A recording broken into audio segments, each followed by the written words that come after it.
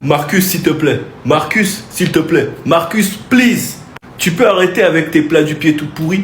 Est-ce que tu peux arrêter avec tes plats du pied droit tout pourris? Non, sérieusement, parce que c'est pas la première fois cette saison.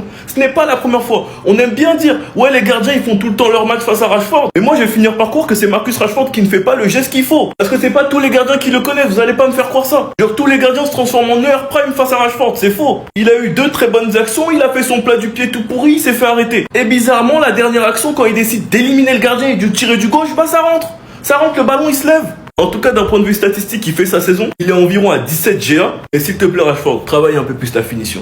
Christensen ce soir a été notre meilleur joueur buteur. Et en plus de ça, sauveur. Parce qu'on allait manger le but, j'en suis certain, s'il taclait pas. J'ai hâte de voir De Jong en deuxième partie de saison. Parce qu'il a une place à retrouver. Et s'il élève pas le niveau, ça va être difficile de sauter Eric Garcia pour l'instant.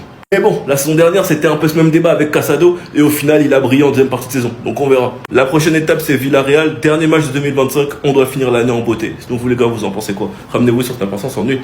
90 minutes.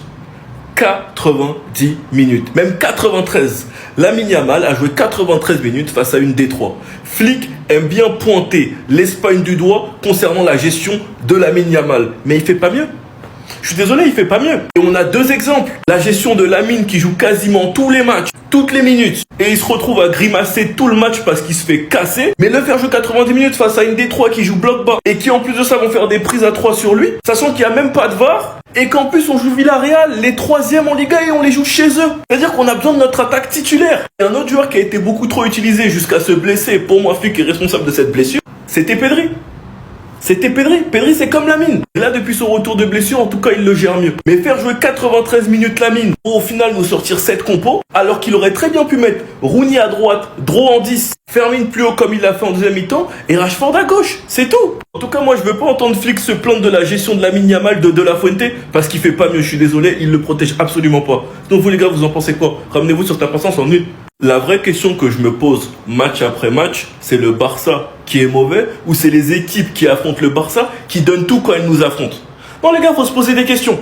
Faut se poser des questions. Quand tu sais que cette équipe, elle se fait taffer dans son championnat, c'est une Détroit. Quand tu regardes la série des matchs de Francfort, la série des matchs de Chelsea, même celle du PSG après nous avoir affrontés, les gars, faut se poser des questions. Même la série de Madrid après nous avoir affrontés. Faut qu'on se pose des questions. Enfin bref, ils ont tout donné déjà la première mi-temps. J'ai pas compris Flick. Son choix entre mettre Rashford en 9 et Fermin à gauche, alors que l'inverse aurait été mieux. Il l'a fait en deuxième mi-temps, c'était meilleur. Ma seule satisfaction du match, c'est que Bernal revient en forme petit à petit. Dommage qu'il ait eu carton jaune alors qu'on fait faute sur lui. De Jong, si tu te méfies pas, il y en a un qui arrive en méchant. Déjà qu'il y a Eric Garcia, il y en a un autre qui arrive en méchant. Christensen aussi, énorme match pour moi, c'est lui l'homme du match. Car c'est lui qui nous sauve sur un tac, sinon il y avait un 1v entre Ter Stegen et l'attaquant. En plus de ça, il est buteur sur une superbe passe de Jong, c'est d'ailleurs la meilleure action de son match. Quand Rashford décide d'arrêter de faire des petits plats du pied tout timides et que sur une super passe de Lamine, il comprend qu'il peut éliminer le gardien et frapper du gauche, bah bizarrement ça fait but. Il a fait 2 plats du pied du droit, il a pas marqué. Enfin bref, rendez-vous en 8ème, c'est un match à oublier. Sinon vous les gars, vous en pensez quoi? Ramenez-vous sur ta patience en une.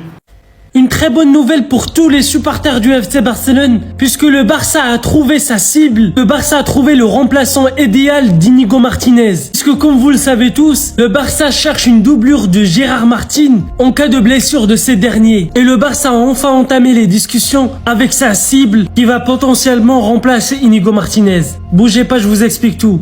Barcelone suit le défenseur central espagnol d'Aston Villa. Il s'appelle bel et bien Pau Torres. Et dites-vous que Pau Torres et son club Aston Villa, ils sont 3e de l'APL, derrière Arsenal et Manchester City. Et Pau Torres joue un rôle majeur pour l'exploit de son équipe. Sachant que c'est un défenseur qui joue avec le pied gauche, il est efficace pour le système de Flick et je pense si on le recrute pendant le mercato hivernal, ça va changer complètement notre saison. Et peut-être, on sait jamais, qui sera meilleur qu'Inigo Martinez. Sachant que Gérard Martin aujourd'hui, ou plutôt Gérard Maldini, a pris sa place de titulaire. Puisque tout simplement il joue avec son pied gauche. Ce qui va pour le système de Flick. En tout cas, dites-moi ce que vous en pensez. Passez une bonne soirée.